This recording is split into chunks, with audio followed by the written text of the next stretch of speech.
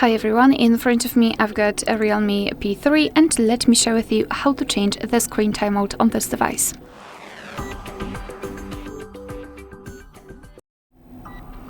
So my device blacks out a little bit too fast for my liking, so let's change it. Let's enter the settings first of all. Now let me go back. Right here we have to scroll and find the option display and brightness. And here we have to scroll down to find the option auto screen off. And as you can see here, we've got some options from which we can choose. At the top we've got relatively short options like 15 or 30 seconds, and at the bottom the longest, which is 30 minutes.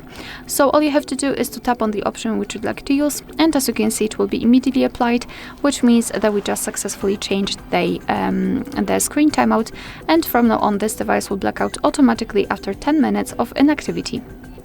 Alright, so that will be all. Thank you so much for watching. Please hit the subscribe button and leave the thumbs up.